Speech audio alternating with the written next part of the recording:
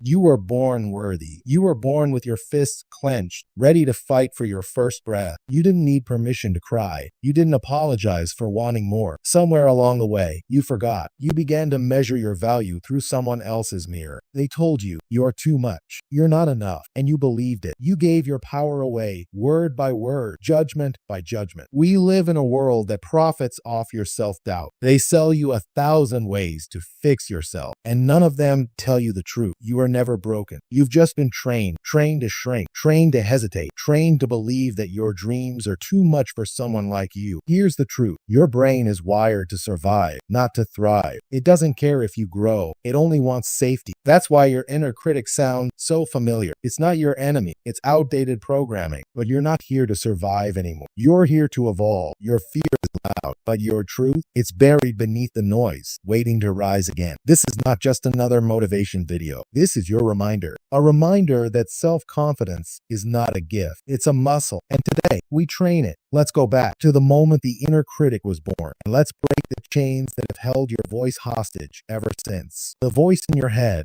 that tells you you're not enough. It didn't start with you. It started with a parent, a teacher, a moment. Maybe it was when you raised your hand and they laughed, when you were told to be quiet, when you got a C and they said, why not an A? That's how it begins. One moment, one wound, and suddenly you're questioning everything about yourself. You start asking, what's wrong with me? Why can't I be like them? Maybe I'm not meant for greatness. But let me tell you something. That voice, that inner critic, it's not yours. It's a recording, a script, a recycled fear that never belonged to you. Neuroscience shows us this. 95% of your thoughts are subconscious. And by age 7, your core beliefs about yourself are already formed. You weren't born insecure. You were taught to doubt yourself. And now you repeat the loop because it's familiar, not because it's true.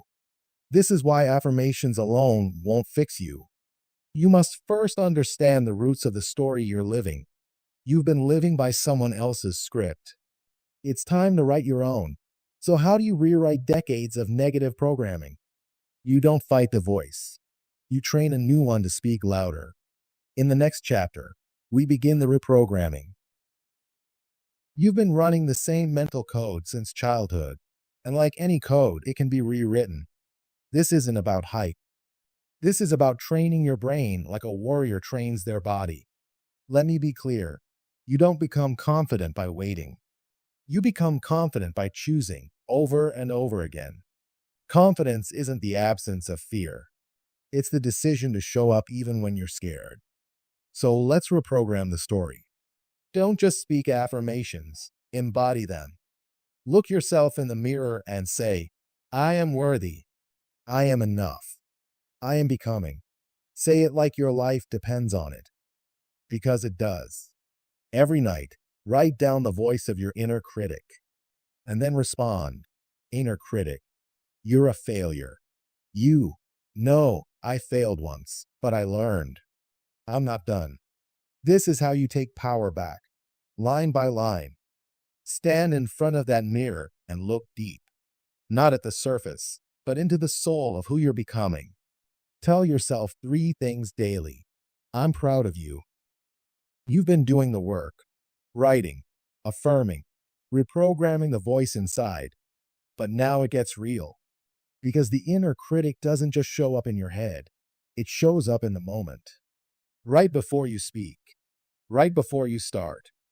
Right when you need courage most. That voice will say, you're not ready. You're not good enough. But what if you answered back with truth? Tell it, I may not be perfect, but I'm prepared. I've trained for this. I belong here. Don't let the volume of your fear drown out the whisper of your power. Don't fight the critic. Expose it. Give it a name. Doubt. The saboteur. Old tape. When you name it, you separate it from you. When doubt creeps in, count down. 5, 4, 3, 2, 1, and move. Confidence is built through decisive action. Move before the mind has time to sabotage. Every time you speak up, even when your voice shakes, every time you hit publish, even when you're scared, you collect proof. You've silenced the critic. You've faced the fear. But that's not enough. The real goal is self-belief so solid, nothing, no failure, no comment, no doubt can move you. This is what the greats have. Not arrogance, not ego, but certainty, built through evidence. You don't trust someone who always breaks their word. Why should your mind trust you? If you keep quitting on your goals, confidence is not about talent. It's about trusting yourself to follow through. You don't grow when it's easy. You grow in the grind. Every cold shower, every early morning, every rep when you're tired. That's a deposit in your confidence account. One hard thing a day, that's all it takes. Growth is found at the edge of discomfort. You must get used to stretching. Apply for jobs you think you're not ready for.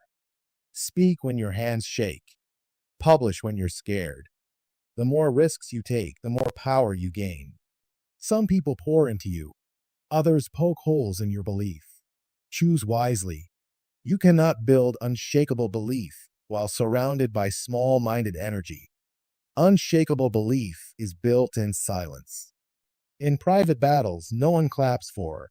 In sacrifices, no one sees. It is not gifted. It is earned, one hard choice at a time. So start here. Today. Make your bed. Finish the rep. Silence the scroll. Speak the truth. Because every time you act like the future version of you, you become them. You were never broken, just buried under doubt. But now, you've started to rise. If this changed something inside you, don't just comment with, "I'm rewriting the story," and share it with someone who needs to hear it.